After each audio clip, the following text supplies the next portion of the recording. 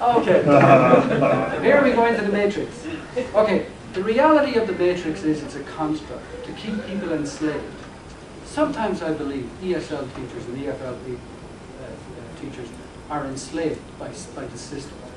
Keanu Reeves, Neo, said to Morpheus, "What's real?"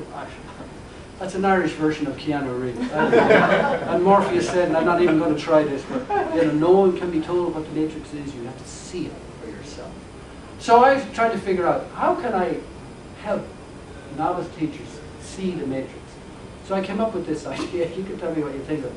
I see these roles on a continuum, from predetermined, ready-made roles to individually created or negotiated roles.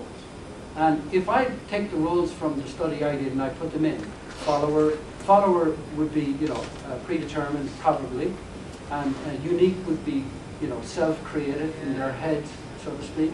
And then you can put the others in like this, anywhere on the continuum. I just picked that. By the way, it took me forever to make this slide. Anyway, so here we have a template. We have the matrix here. And we show this to novice teachers, or even experienced teachers. And we can show that you can actually move these. It's not set in stone. You can move them around. You dictate. Right? I'm very proud of this slide. It's the only reason I came down here. So, what we do is, we move from, when they're tacitly held, and then we react to them, to deliberate. In other words, we decide what our roles are. We don't let other people do it. How we see ourselves and how others see us. That's what identity is. And so, to me, for second language teacher education, we have to educate teachers, help them to see who they are. Who they are and who they are not at this moment. Who and what has shaped them, and who they want to become. I'm still looking at these questions for me. It doesn't matter what level you are, beginning teacher, mid-career, end career, whatever. Even Dan is trying to figure out now who he wants to be in his role as Lord of Arizona. Another thing is that, which is quite shocking probably, is I think we should move away from this fascination with methods and theory in second language teacher education programs, especially second language acquisition theory, which is great in itself, sorry Dan, but it has its place as a feeder, not a complete controller. And we need to develop skills in anticipatory reflection in people who are being graduated to go in and teach in the classroom. I don't know if I have another slide on, yes. My other slide on this is, if you're interested, and I'm not going to belabor this, there's in September, Cleveland Quarterly has a special issue, of which I'm the editor. I know they screwed up by allowing me to do it. And it's called Novice Professionals in TESOL. The article I have, which started off at 3,000 words and ended up at 6,000, is I came up with something called Novice Service Language Teacher Development. Novice service. Bridging the gap between pre-service and in-service education and development. The reason I came up with novice service is, it seems that we graduate teachers from programs, throw them out, they go out to teach, and they either sink or swim. And we have no connection with them. And I have come up with, I'm not going to go, that's a different paper to be honest. I'm not going to go through it. But I forget how many articles are in this particular issue, but most of the articles state uncategorically that we are not preparing teachers properly or adequately for second language class. And I have been forewarned that somebody's going to have a go at me. I don't mind, bring it on. But that's the work I've been doing.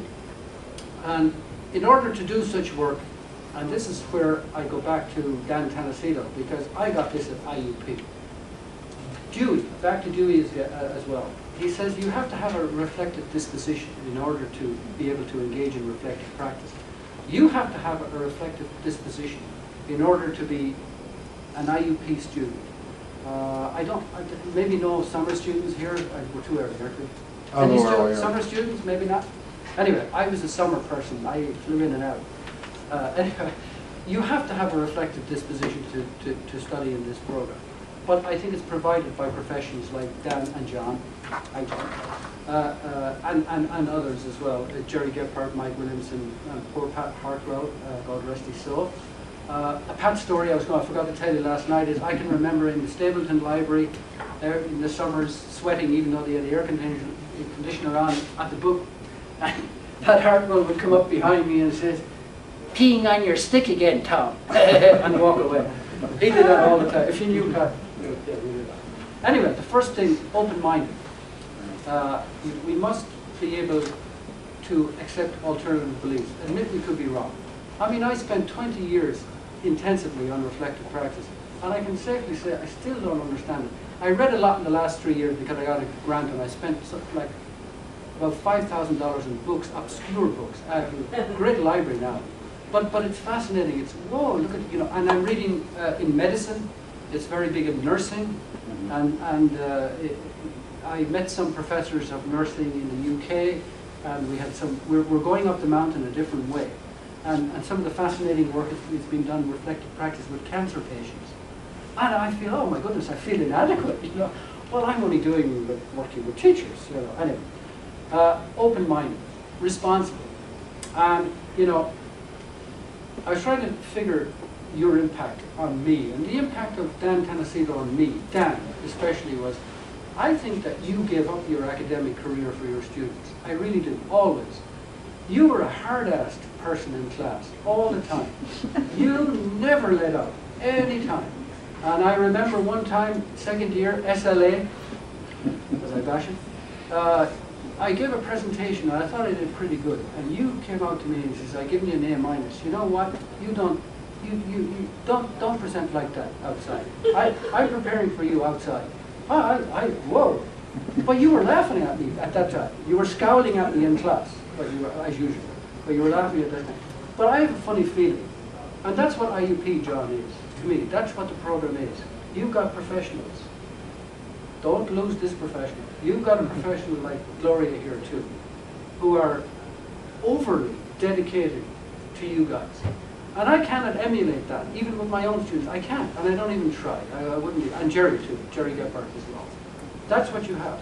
The responsible position that you guys take is second to none. It really is. And if you go to Yale or Harvard, you get that nonsense. You know, you buy the name. Okay, you can have the name. That's the one thing you don't buy the name. You work with the person, and you work with your topic. And I've done all right. And everybody says to me, "Are you aware?" And I said, "Yep." Yep. My friend said, "You have a FUD from Yep." And I said, "Yep." Wholeheartedly. The last aspect or reflective position that John Dewey talked about was continual review our beliefs and practices. And that's what I've tried to do, and I'm doing at the moment. I'm always trying to push myself just a little bit. I don't have to push myself too much. But I'm revisiting also what I've done. And when we revisit, it's totally different. I get a whole new meaning to what I set out to do. And I won't even say thank you.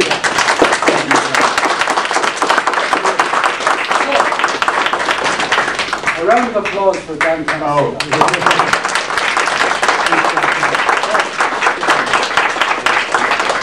He's too big. Thank you, everybody. As usual, Tom has given us a wonderful insight into his particular journey, which I think interestingly involves all of us and is the journey which many of us are on. And I'm especially grateful for Tom's willingness to show us how to come forward with the work that you start, and to show us that you can always have doubts, that there are only problems, and that consistent application and reflection on what you are doing leads to very